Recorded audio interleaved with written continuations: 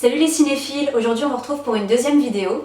On va vous parler du dernier Woody Allen sorti sur les écrans cette semaine et qui s'appelle L'Homme Irrationnel. Donc L'Homme Irrationnel, c'est un film qui était en sélection officielle hors compétition au Festival de Cannes cette année. C'est un film d'une durée d'1h36 et on peut dire que c'est une comédie dramatique, enfin un drame, c'est ça. Thriller. Ouais, même avec un peu de film noir à un moment. Ouais. Mais toujours avec l'aspect comédie qui est propre à Woody Allen. Et donc c'est un film qui est écrit aussi par Woody Allen parce que de toute façon la plupart du temps il écrit aussi ses scénarios, enfin écrit et réalisé par Woody Allen. Alors L'Homme Irrationnel, de quoi ça parle? C'est un Abe Lucas, un prof de philo qui est nouvellement arrivé dans une nouvelle université, un campus bien sous tout rapport on va dire, sauf que lui il est un peu alcoolique, beaucoup tourmenté et en pleine crise existentielle. Ouais. Alors il va faire d'abord la rencontre d'une de ses collègues, une enseignante un petit peu nymphomane. Ouais. Pas d'infos non plus. Enfin... Qui veut se sortir un peu de la routine de son quotidien, et qui est très attirée par lui.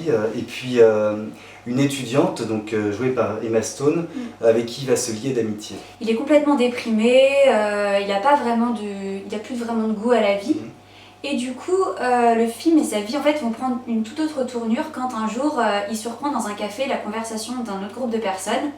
Voilà, on vous dira pas de quoi ça parle, mais à partir de là, il reprend goût au fur et à mesure à la vie et ça va déclencher toute une série d'événements. Moi j'ai bien aimé ce film du père Woody, j'ai trouvé ça très sympa, j'ai beaucoup aimé le scénario, je sais pas ce que tu en as pensé toi. Ouais, il est assez classique on va dire, mais efficace, il y a beaucoup de péripéties, on est toujours dedans, il y a pas mal de rebondissements, je pense que tu vas peut-être nous détailler un peu mieux. Ouais, c'est vrai que dans la plupart des films de Woody Allen, on est toujours dans un scénario assez classique, mais au final ça fonctionne assez bien, c'est quand même assez captivant.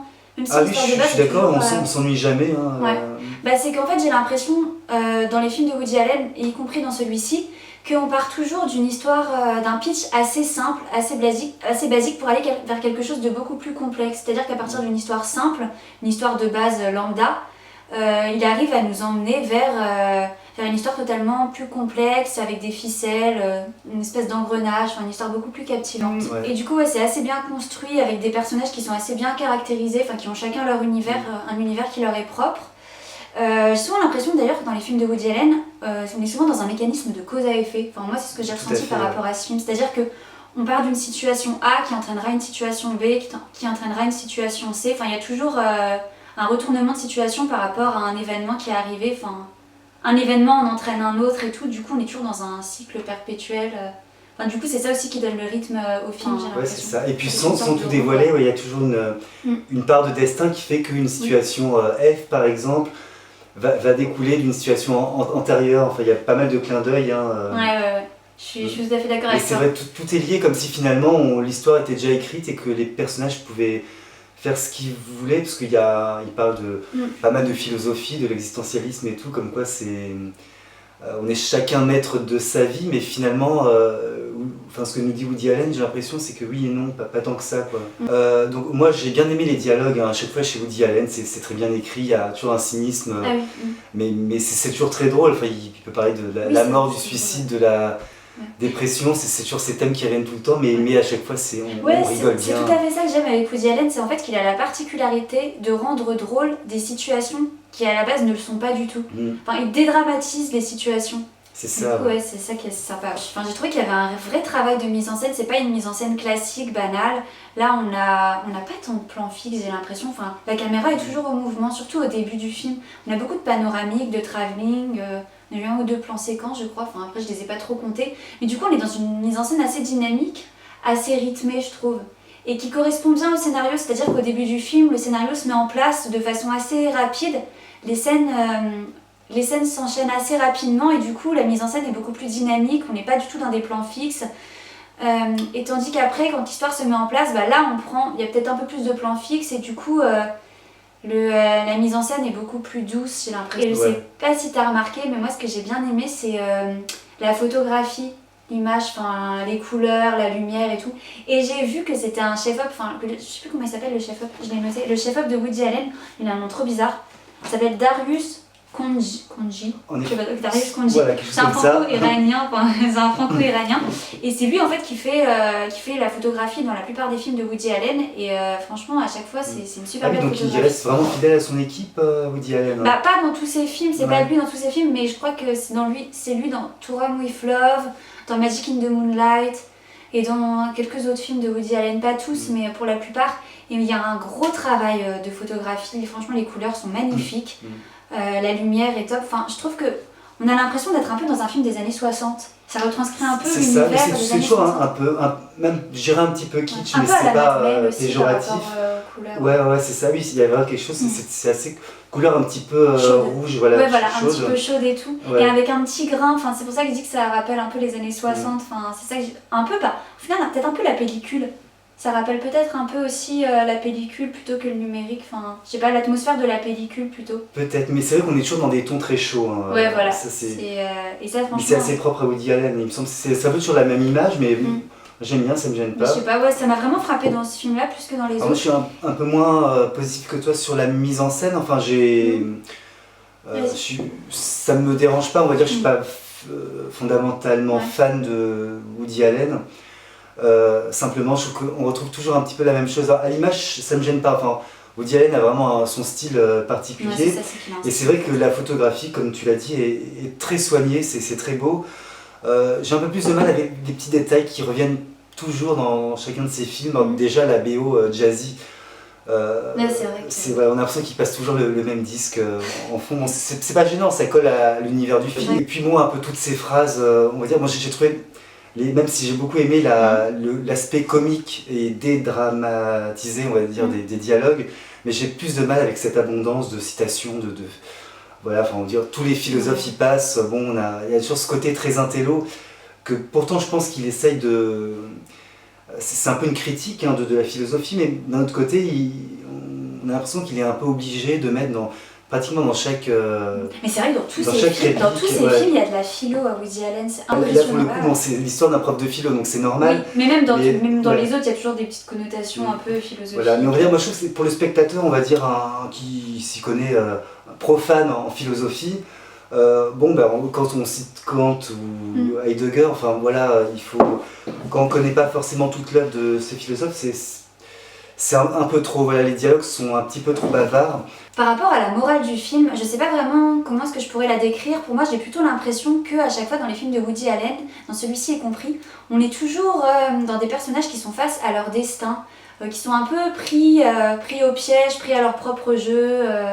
Enfin, je sais pas, j'ai toujours l'impression que ça revient un peu à cette thématique-là. Les personnages, enfin ça revient à ce que tu disais tout à l'heure, des personnages qui sont un peu...